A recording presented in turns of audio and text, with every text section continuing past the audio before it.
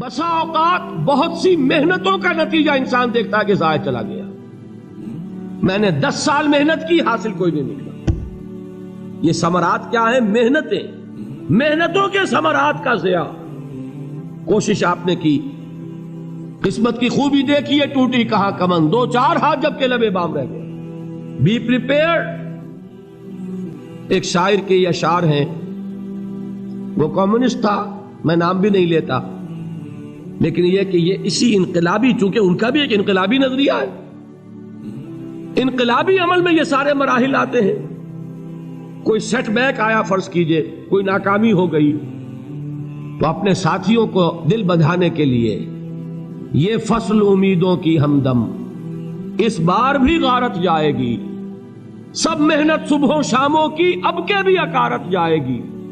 میرے نزدیک یہ ثمرات کا جو لفظ یہاں آیا ہے، وَنَقْصٍ مِّنَ الْأَمْوَالِ وَالْأَنفُسِ وَالثَّمَرَاتِ، سب محنت صبحوں شاموں کی اب کے بھی اکارت جائے گی.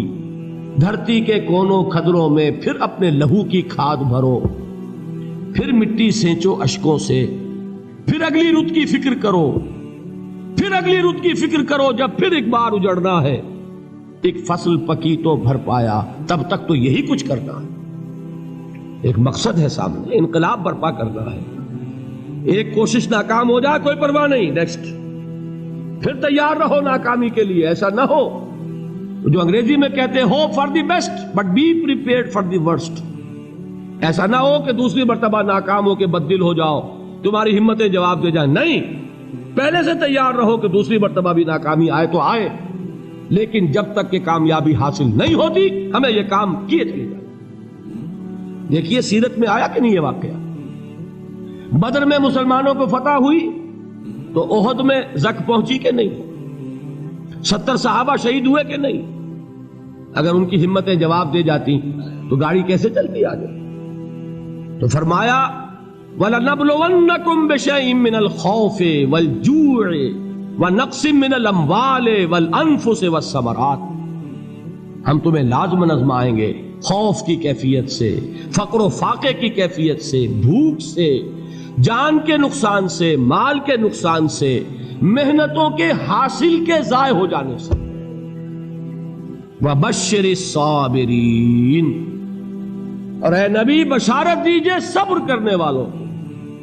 الَّذِينَ إِذَا أَصَابَتْهُمْ مُصِيبَةٌ، وہ کہ جب ان پر کوئی تکلیف آئے، کوئی مصیبت آئے، کوئی آزمائش آئے، قالوا انا للہ وانا الیہ راجعون، وہ یہ کہیں کہ ہم اللہ ہی کے ہیں، اللہ ہی کی طرف لوٹ جانا ہے.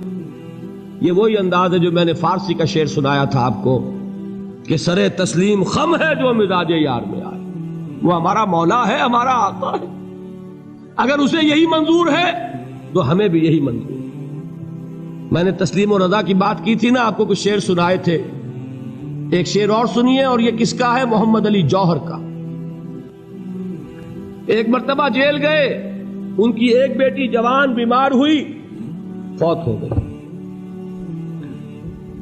باہر چھوڑا انگریز نے، جاؤ بھائی دفن کر دو بیٹی کو. دوسری مرتبہ جیل گئے، دوسری جوان بیٹی اسی مرض میں مبتلا ہوئی. اب یہ جیل میں ہے، خبر پہنچی کہ دوسری بیٹی کے اوپر بھی اسی مرض کا حملہ ہوا ہے. ایک نظم لکھی ہے جس کا آخری شعر یہ ہے، تیری صحت ہمیں منظور ہے لیکن اس کو نہیں منظور تو پھر ہم کو بھی منظور نہیں.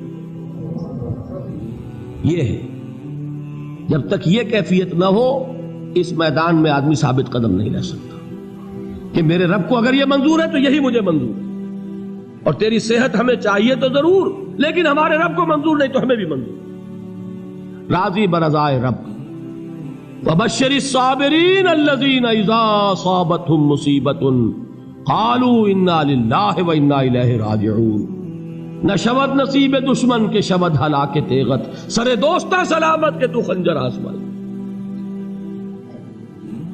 اولئک علیہم صلوات من ربہم ورحمہ، یہی ہیں وہ لوگ جن پر ان کے رب کی طرف سے عنایتیں ہیں اور رحمتیں ہیں. وَأُولَٰئِكَ هُمُ الْمُهْتَدُونَ، اور یہی ہیں وہ لوگ جو کامیاب ہونے والے ہیں، ہدایت پانے والے، ہدایت یافتہ. اسی سورہ بقرہ میں ذرا آگے چل کر، یہ تو ہے 20واں رکوع، 19واں رکوع. 21ویں رکوع کی پہلی آیت ہے لیس البر ان تولوا وجوہکم قبل المشرق والمغرب ولكن البر من آمن بالله واليوم الآخر والملائكة والكتاب والنبيين وآتى المال على حبه ذوي القربى واليتامى والمساكين وابن السبيل والسائلين وفي الرقاب وأقام الصلاة وآتى الزكاة والموفون بعهدهم إذا عاهدوا والصابرين في البأساء والضراء وحين البأس. اب یہ آیت جو ہے سورۃ العصر میں جو مضامین آئے تھے سارے اس میں موجود ہیں. وہاں ایمان کا لفظ آیا، یہاں 5 ایمانیات کی تفصیل آ گئی، اعمال کی تفصیل آئی، اور آخری بات وہاں کیا ہے وتواصوا بالصبر، اور یہاں کیا ہے والصابرین فی البأساء والضراء وحین البأس. اور صبر کرنے والے، اصل نیکی ان کی ہے جو صبر کریں. کس میں؟ جنگ کے وقت.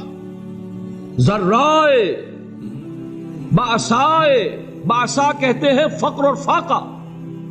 واحد آئے گا باس تو اس کے معنی جنگ، اور باسا جمع میں آئے گا تو فاقہ فقر بھوک. اور ذرائے جسمانی تکلیف، ضرر جسمانی تکلیفوں میں صبر کرنے والے، فقر اور فاقے میں صبر کرنے والے، اور جنگ کے وقت صبر کرنے والے. اولئک الذین صدقوا واولئک هم المتقون. یہ ہیں وہ لوگ جو صبر کرنے والے ہیں، یہ ہیں جو سچے ہیں، جو اپنے دعوے میں نیکی کے اور ایمان کے صادق ہیں، اور یہی وہ لوگ ہیں جو متقی. اگلی سورت ہے سورہ آل عمران، اس میں 2 لفظ آئے ہیں آخری آیت، یا ایھا الذین آمنوا اصبروا وصابروا ورابطوا واتقوا اللہ لعلکم تفلحون. دیکھیے یہاں صبر اور صابر جو تعلق جوہد اور جہاد کا ہے وہی ہے صبر اور مصابرت. صبر ایک طرفہ عمل ہے، آپ جھیل رہے ہیں، برداشت کر رہے ہیں. صبر علی المعصیہ، صبر علی الطاعہ، صبر علی الابتلاء، یہ سب کیا ہے؟ صبر. اور مصابرت کیا ہے؟ صبر کا صبر سے مقابلہ. یہ سورہ آل عمران اب وقت نہیں ہے، میں آپ کو سناتا اللہ تعالیٰ نے کیسے کیسے مسلمانوں سے کہا، مسلمانوں تمہیں زک پہنچی ہے تو انہیں بھی تو پہنچی تھی. ان کے 70 نہیں مارے گئے تھے بدر میں؟ ان کے حوصلے جو ہیں وہ تو پست نہیں ہوئے، وہ اگلے سال آ گئے تم پر چڑھائی کر کے. تم کیوں اتنا برا مان رہے ہو؟ تمہارے دل اتنے زخمی کیوں ہو گئے؟ تمہیں تکلیف پہنچتی ہے تو انہیں بھی پہنچتی ہے. اپنی غیرت جو ہے ہمیں ذرا اس کا جائزہ لینا چاہیے. لوگ باطل نظریات کے لیے کتنی قربانیاں دے رہے ہیں، لوگ باطل چیزوں کے فروغ کے لیے کتنی محنتیں کر رہے ہیں.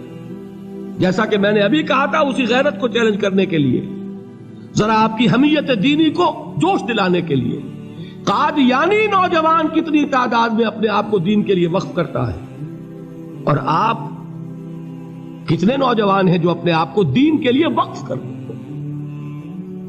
اور ہوں وہ کھاتے پیتے گھرانوں کے لوگ.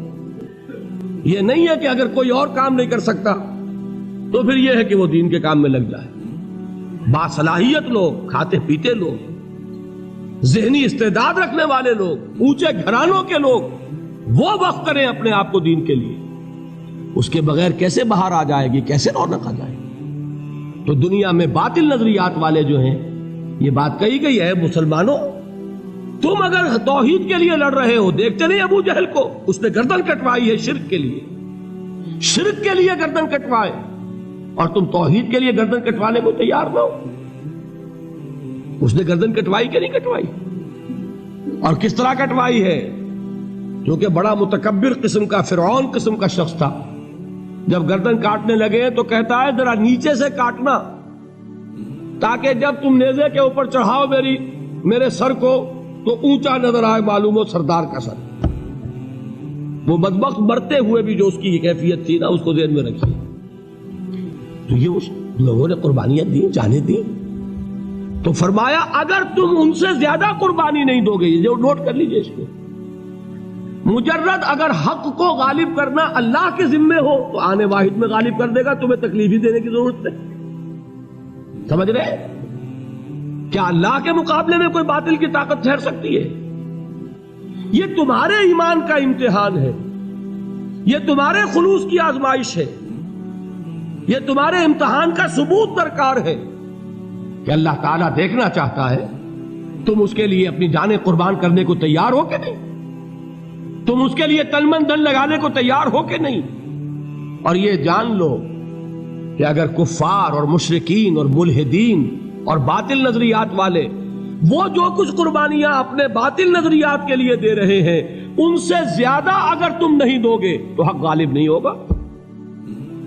انہوں نے جو صبر کیا ہے اپنے باطل نظریات پر، اگر تم اس سے زیادہ صبر کا ثبوت نہیں دو گے اپنے اس حق پر تو حق غالب نہیں ہوگا۔ اس لیے فرمایا یا ایھا الذین آمنوا اصبروا وصابروا، نہ صرف یہ کہ صبر کرو بلکہ صبر میں اپنے دشمنوں سے آگے نکلو، ان کے صبر سے بڑھ کر صبر کرو۔ وَرَابِطُوا، مرابطہ کہتے ہیں چوکس رہنا، ہوشیار، پہرا دو، ایسا نہ ہو کہ دشمن جو ہے غفلت میں تمہارے اوپر کوئی حملہ جو ہے کر بیٹھے۔ وَاتَّقُوا اللَّهَ، اور اللہ کا تقوی اختیار کرو، لعلکم تفلحون، تاکہ تم فلاح پاؤ۔